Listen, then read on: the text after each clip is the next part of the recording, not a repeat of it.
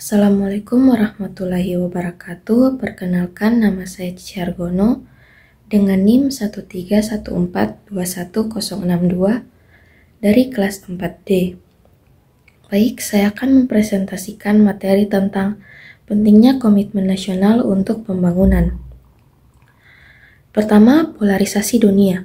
Dalam upaya memilih dan menentukan strategi pembangunan yang tepat, suatu negara bangsa harus berangkat dari pandangan bahwa negara bangsa yang bersangkutanlah yang menjadi tuan rumah sendiri. Pertama, polarisasi di bidang politik. Meskipun Perang Dunia II telah berakhir lebih dari setengah abad yang lalu dan Perang Dingin pun sudah usai pada akhir dekade 80-an, namun umat manusia belum bebas dari perasaan takut, kelaparan, kemiskinan, dan penderitaan. Salah satu bukti nyata dari pergeseran persepsi tersebut ialah jatuhnya pemerintahan berhaluan komunis dan bahkan bubarnya beberapa negara berhaluan tersebut, dan timbulnya pemerintahan yang mencerminkan filsafat politik yang mengatakan bahwa kedaulatan suatu negara berada di tangan rakyat. Dengan perkataan lain, terjadi proses pemberdayaan rakyat dalam menentukan kehidupan politik yang ingin ditempuhnya.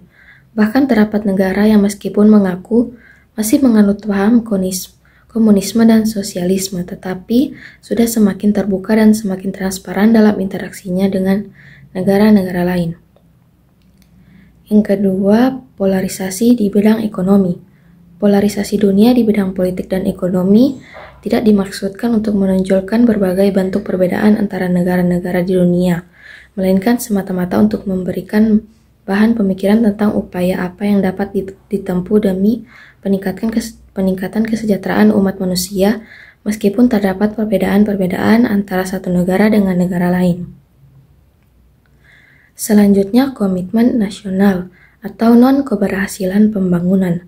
Keberhasilan penyelenggaraan pembangunan dalam semua segi kehidupan dan penghidupan bangsa menuntut komitmen seluruh komponen masyarakat.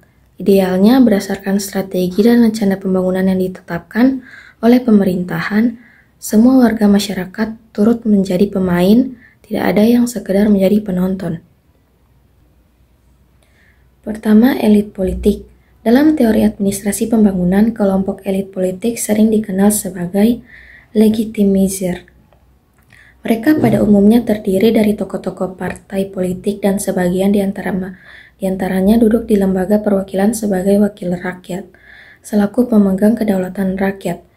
Dua, elit administratif. Agar mampu menampilkan kinerja yang memuaskan, elit administratif harus memelihara hubungan kerja yang bersifat kooperatif dengan elit politik. Hubungan kerja yang serasi dan kerjasama yang harmonis dikatakan mutlak karena seperti diketahui, ada ungkapan yang mengatakan bahwa apabila proses politik berakhir, proses administrasi mulai. Ketiga, elit cendekiawan. Dewasa ini ilmu pengetahuan berkembang dengan kepesatan yang belum pernah dialami oleh umat manusia sebelumnya. Salah satu hasil perkembangan tersebut ialah lahirnya berbagai disiplin ilmu baru yang bersifat spesialistik. Keempat, elit bisnis. Para elit bisnis harus melihat dan memperlakukan berbagai faktor tersebut sebagai tantangan yang harus dihadapi dan diselesaikan. Jika tidak, alternatif yang akan timbul ke permukaan ialah etatisme dalam arti terlalu dominannya peranan pemerintah.